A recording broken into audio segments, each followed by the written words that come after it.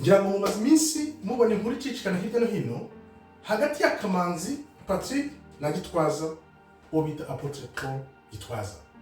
Reka turebe rero kuri kwibi bintu kuko nk'abakozi b'Imana tugomba gushungura tukareba ukuri kugira ngo abantu bamenye ukuri hato batazagwa mu buyobe cyangwa mu buzima bw'ikizima. Kamanzi na Gitwaza tuzo tubisesengure turebe iJambo bibivugaho, noneho turebe icyo abantu bagomba gukurikira. Mbere yo dutangira iJambo ry'Imana ritubwira ko kuri uwo munsi Imana izabwira abantu mwumva imbere sinigeze mbamenya, kandi abantu bazabarira baboroga bavuga bati twigishije dukiza abantu mu izina ryawe Mana. Ese nuko cyo kutwirukana? Wibaza impamvu kuri uwo munsi Imana izavuga ngo sinabamenye. Abantu benshi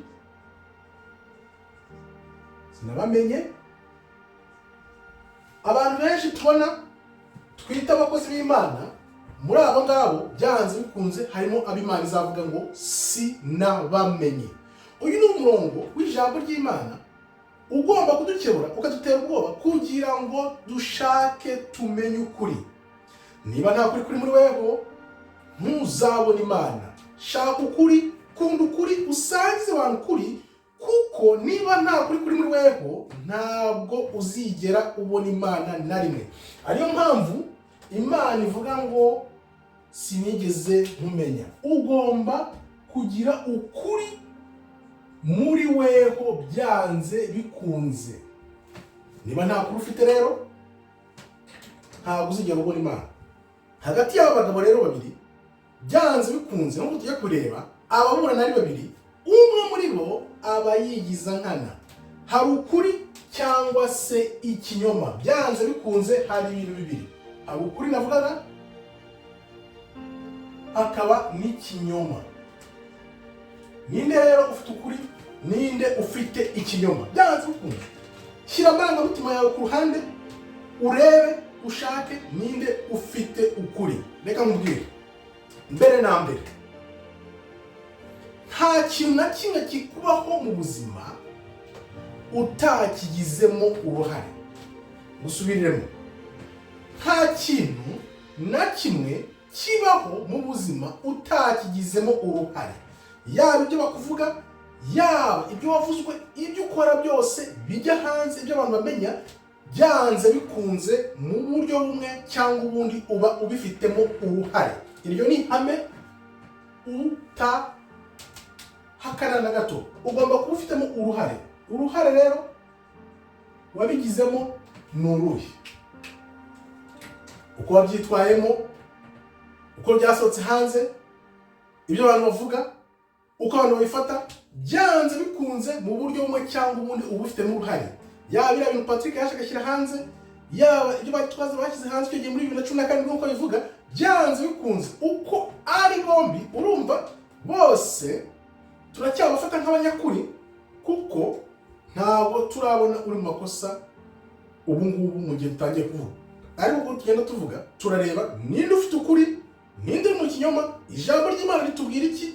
Ese byaba ari ibihe byanyuma turi kugenda twegera bigenda byerekana abantu. Mukomaze kubibwira kandi niyo kaba ari 2% gusa ufite uruhare 5%, 2-5%. Ibyo bintu bikubayeho wabigizemo uruhare, yes, ushobora kuba uri mukuri cyangwa se ari ufite amakosa. Kandi ikindi, ntihazigere uwizera umwana w'umuntu. Ngende mvuga nti nta na rimwe uzajya guca urubanza cyangwa se uzajya kumva ubuhamya bw'umuntu ibyo yanyuzemo ibyambayeho udafite impande ebyiri iruhande rwawe. Ugomba kuzana izo mpande zombi uko ari ebyiri zikajya hamwe, noneho ukumva ukuri kwa buri wese live, udaciye ku ruhande wumva ukuri kumwe wumve n'ukundi, cyangwa se ikinyoma kimwe wumve n'ikindi kinyoma. Ugomba kumva impande ebyiri. Ugomba kumva impande ebyiri zose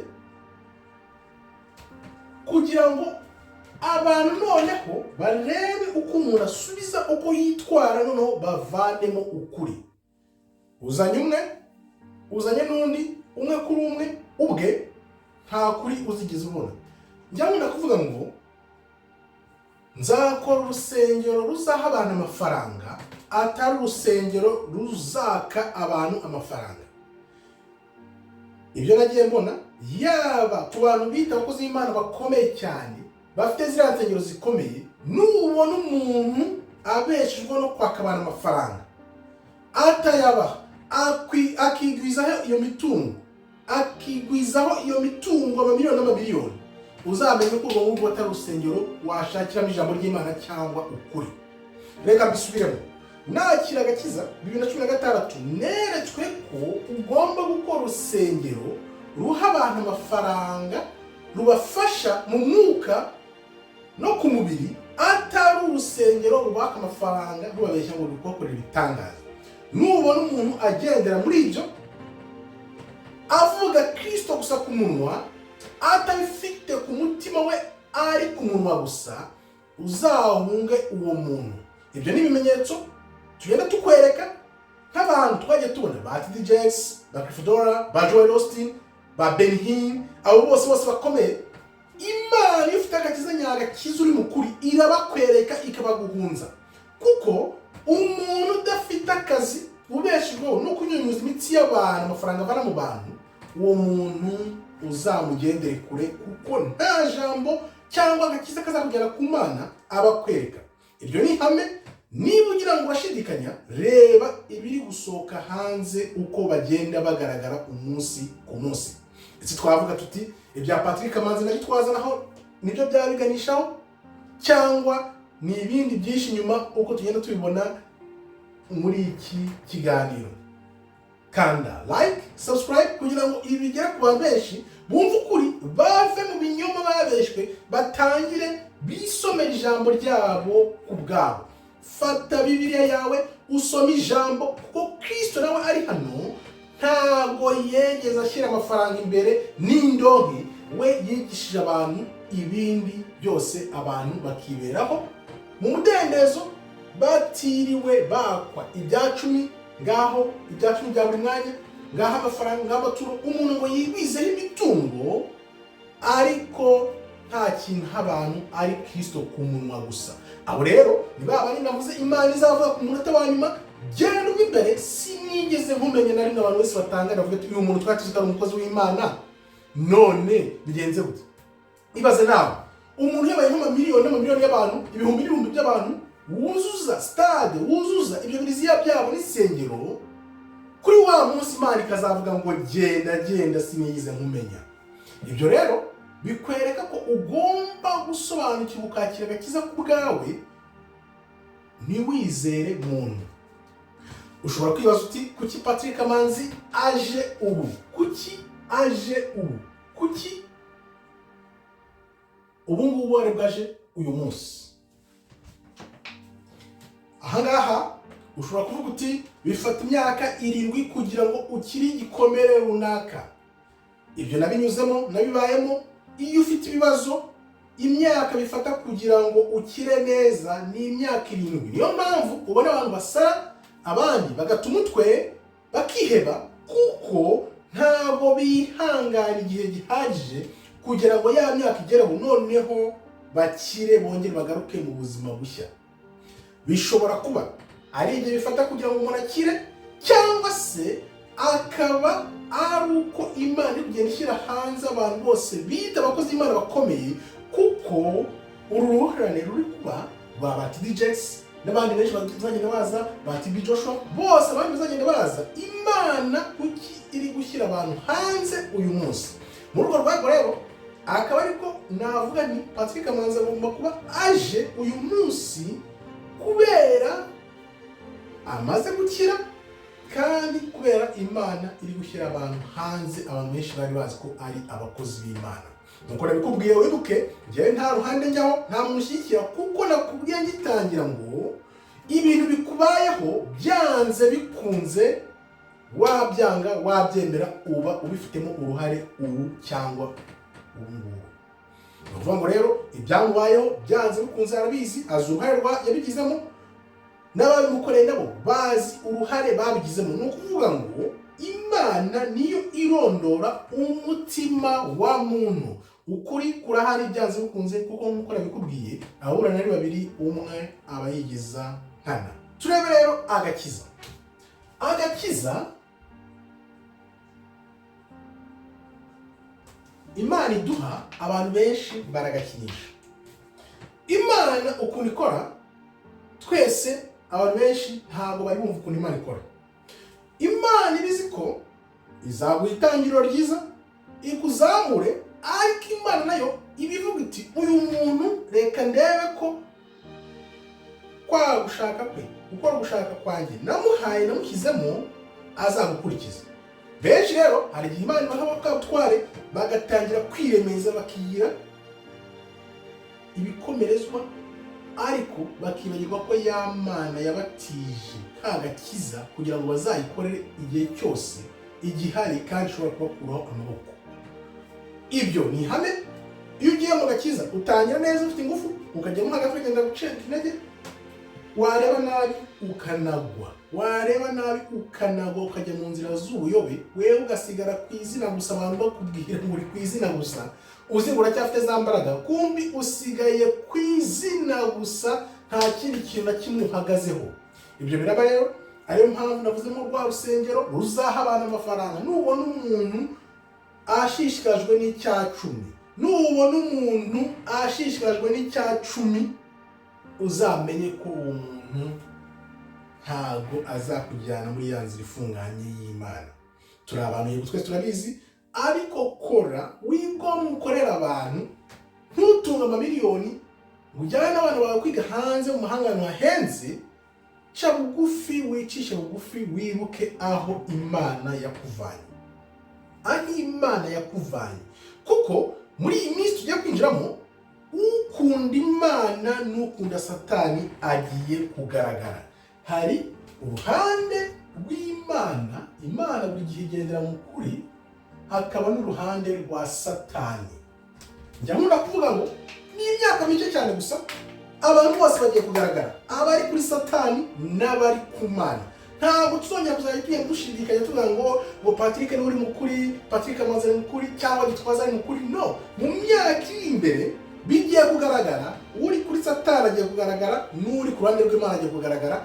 Aho ngaho niho twavuga tutireka tubihigiye gusa, kuko ukuri nyakuri kugiye kwigaragaza. Niba twese twemeranywa ko turi mu bihe bya nyuma, kwa kuri twahishwe kugiye kuza hanze, byanze bikunze njyewe nawe Kamanzi na Gitwaza tugiye kuzabona uri ku ruhande rw'Imana cyangwa se ku ruhande rwa Satani. Byanze bikunze ni ibintu bizagaragara, nakubwira ni ndabikwemeje ko bizagaragara.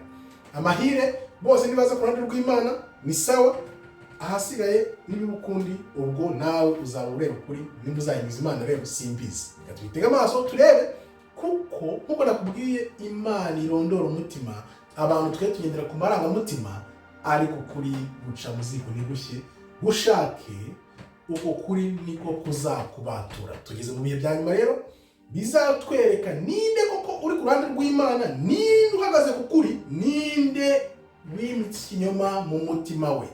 Ngibyo rero nibyo bigiye kuzasoza byanze bikunze mu minsi ije. Ikindi navuzeho rero, ese ibi bintu bya bifitanye isano ni inkundura ya bati DJs, bati Joshua, kuki ubu ngubu kandi no bikaba bibaye kuri Gitwaza, nubwo Patrick yabibitse iyo myaka 7 yose, ariko ibaze kuki ubu ngubu byanze bikunze. Niba Patrick Kamanzi avuga ngo Imana yamushyize ku mutima ngo ngubu ari bwo bivuge, kuko Imana yari yaramubuje kubivuga, niko abibona. Ariko ibi bintu urabona uko abantu babyakiriye, byafashe indi ntera, ahubwo kugira ngo byunga abantu bibacamo ibice. Abantu bari bazibazo byinshi hirya no hino, ibibazo atabajijwe. Ariko mvuga nanone ngo niba ushaka ukuri, niba ukunda ukuri, muntu ukunda ukuri, ntuzigere na rimwe wumva uruhande rumwe, uzumva impande zombi uko ari ebyiri. Nta muntu n'uyu n'umwe ushobora kuza kumbwira amateshwa cyangwa amagambo ku muntu runaka ngo mbyemere. Niko njyewe nteye, nikomeze. Niba uje kumbwira ikintu ndakubaza, ese wa muntu ufite ikibazo we afite iyihe version abivuga ate ukabimbwira. Umbwiye version afite ukabimbwiza ukuri, kuko ukuri kuraboneka. Iyo version byanze bikunze ibihabanye niyo uri kumbwira. Niba iyo version idahabanye niyo umbwira, ntabwo ari version y'uwo muntu. Ushobora kumbwira uti dore version y'umuntu ni nawe ukama version yawe, nkahita mvuga nti okay, izi version zisanga ni ebyiri, ariko biba byiza ari uko ufite abantu babiri icyarimwe, ukumva umwe ukumva n'undi, noneho wewe uhituna kuri byanze bikunze bakuje imbere bombi, ukagira amahirwe ukabona abatangabuhamya, ukuri uhita ukubona byanze bikunze. Niyo mpamvu rero uzirinde kumva uruhande rumwe ngo ubogame, kuko ibihe ya myaka 7 nakubwiye igera igatuma umuntu akira, noneho kwa kuri kwatsikamiwe kukaza hanze, abantu bagatangara. Hari ikintu nabonye, abantu bashaka gufata ijambo ngo barigire iryabo. Abantu bafata ijambo ngo barigire iryabo, cyangwa se barigire business, barikoremo ubucuruzi. Kubera iki? Nubona umuntu yishyira hejuru ngo umunyamwuka ngo ni ukomeye, Imana yaturemye twese idukunze mu ishusho yayo. Imana ishobora kuguha ijambo ryayo direct, ikaguha agakiza katavangiye. Undi muntu ashobora gukizwa nuko yumvise ijambo uvuga. Byaba byiza umuntu agafata ijambo rye Bibiliya akayisomera kubwe. Nubona rero umuntu yigisha abantu gusa ijambo yabasomeye, kuko njye kuvuga ngo biriya uba uha abantu cyangwa usangiza abantu ni ibyawe, ntabwo ari ibyo umuntu. Shishikariza umuntu usoma Bibiliya ubwe, ave ku itangiriro agere ku byahishuwe. Niba umuntu adafite gahunda yigisha abantu Bibiliya ngo ashishikazwe n'umunsi ku munsi ngo amenye ngo abantu se basoma itangiriro kuva kuri 1 kugera kuri 4, basomye kuva kuri 2 kugera kuri 3, aba bantu bari gusoma, bari kwiga ibintu, bari kubyiga ubwabo. Ijambo Imana yahaye umuntu kugira ngo turimenye, bari kuryiga ubwabo barisoma. Shishikazwa n'ibyo, ntushishikajwe n'ibyacu baguha n'amafaranga baguha, ahubwo ushishikajwe no kumenya ko iryo jambo ry'Imana ryabacengeyemo. Njya mvuga nti reba hirya no hino mu mareta n'ibihugu by'isi yose, kuki nta gihugu na kimwe gifite igitugu cyo kwigisha ijambo ry'Imana? Ibyo bintu njya bivuga kuki habaho ibitugu byo kwica abantu, byo kurenganya abantu, ariko ntihabeho igitugu na kimwe cyo kwigisha abantu Bibiliya? Andi madini atemera Imana nyamana nabyo nabikubwira, Abayisilamu, Abahinde, Abashinwa, buri wese abazi kiriya gitabo cyabo ku mutima. Kuki Bibiliya ayo twemera, kuki abantu bose batayizi ku mutima? Iyo mvuze abantu bose bayizi ku mutima rusange, nkuko Abasilamu bose bazi Quran, nkuko usanga Abahinde bazi biriya bitabo byabo by'Amabuda, Abashinwa sinakubwira. Kubera iki Bibiliya hatabaho igitugu cyo kwigisha abantu Bibiliya? Ni ukuvuga ngo iyi si ni kwa kundi duhita tubona tuti isi yahawe Satani, iri mu maboko ya Satani. Niyo mpamvu kwizera umuntu uwo ari we wese muri ino si, nibwo Imana ivuga ngo uwizera umwana w'umuntu wese azagira ate? Azavumwe.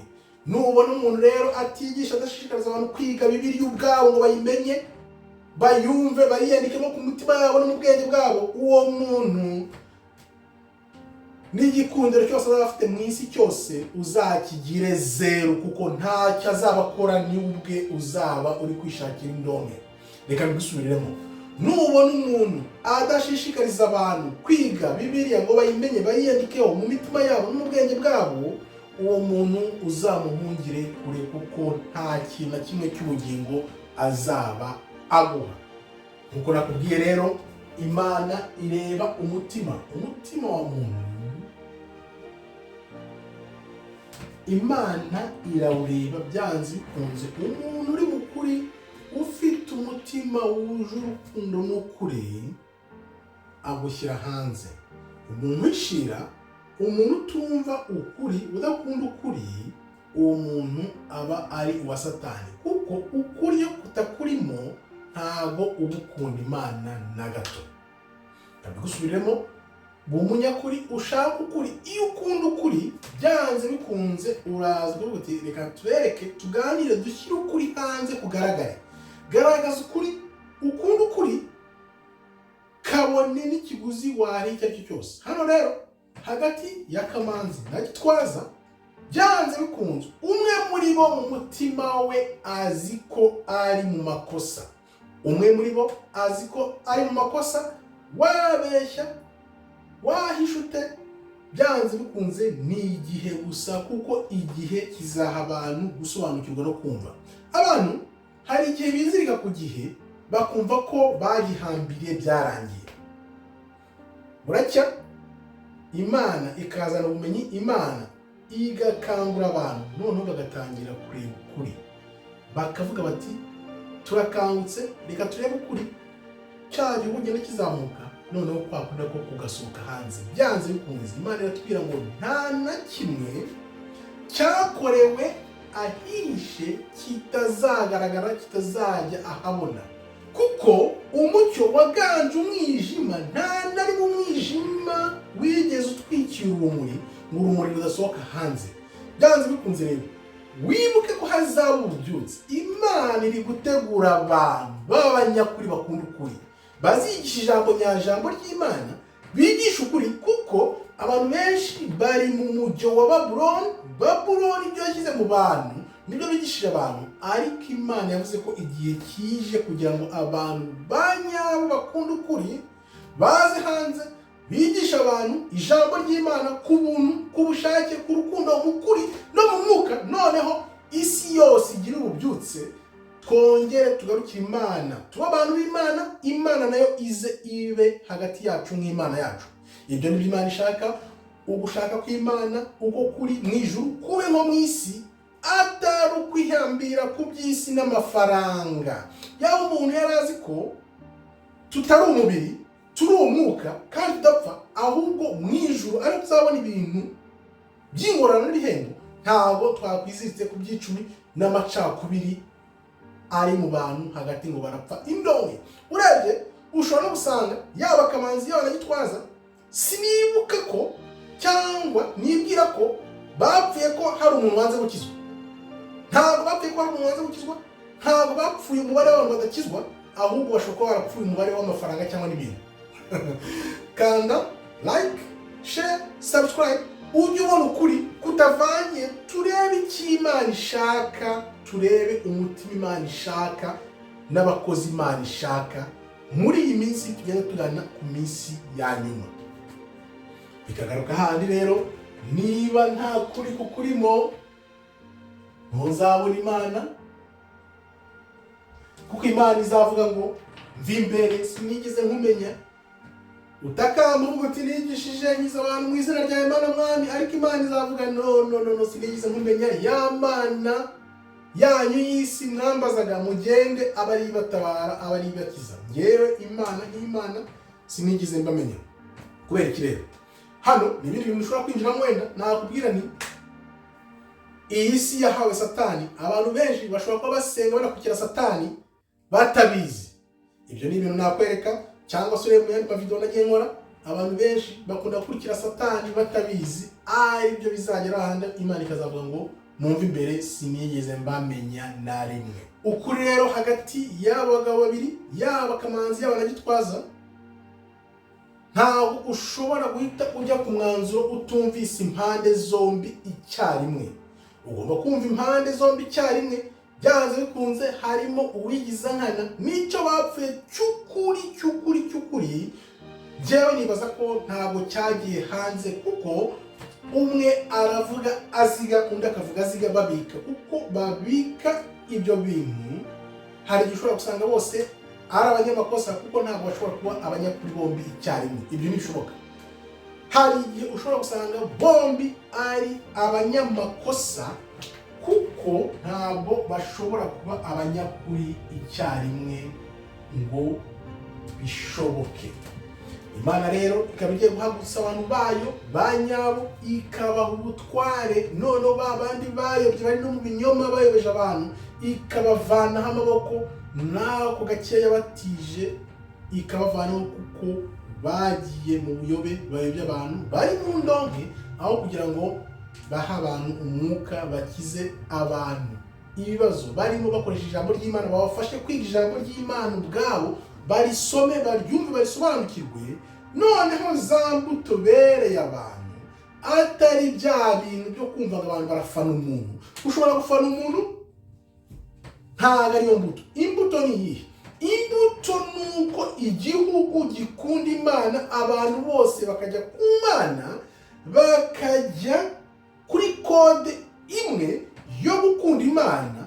Noneho hakaba nta macakubiri, nta rwango, nta mwiryane, nta bwicanyi, ntaki. Aho ngaho niho uzavuga ko ufite imbaraga n'ikintu wereka Imana wagezeho. Ariko se ibyo bintu bitaragezweho, aho ngaho wisuzume wirebe. Nanjye ubwanjye ndisuzuma umunsi ku munsi, nuko ati Imana waramfashije umpa agakiza, ese ngeze kuki? Ndi gukunda ukuri, ndavuga ukuri, nsangiza abantu ukuri. Ese ibyo bintu byose niyo ndangagaciro yanjye, ukuri ukuri ukuri ukuri. Ikintu kimeze nabi kivuge, kabone niyo wabizira. Ukivuge, ukira hanze. Nta munyakuri n'umwe nari nabona urugero ntanga cyane mu 1994 abantu bavuga ko bakunda Imana kuri 95%. Abantu bavuga ngo bakunda Imana, bemera Imana, bizera Imana n'umutima wabo wose, n'ubwenge bwabo bwose, n'imbaraga zabo zose. Ese byagenze gute kugira ngo abantu birare muri bagenzi babo, babice kariya kageni? Byagenze gute? Bimeze nk'uyu munsi rero, abantu nabo bariyemera ngo bazi ijambo ry'Imana, bafite ububyutse, bafite agakiza, ariko ukibaza uti kuki hariho urwango, kuki hariho umunyange, kuki hariho amatiku, kuki hariho amashyari, kuki hariho urwo rwango? Ikintu aho mvuze ntaributse, ibi bintu bishobora kuba birimo n'ishyari. Ishyari naryo ntabwo ryabura muri ibi bintu. Aba bagabo babiri bapfa, yaba Kamanzi na Gitwaza, harimo umunyeshyari, harimo indyarya, harimo umunyakinyoma, harimo byinshi. Umwe muri bo afite ibyo bintu mu mutima we, kuko nkuko nabikubwiye, Imana ireba umutima, ntireba amarangamutima. Komere rero, Imana ikomeze ibarinde. Shalom, shalom, shalom.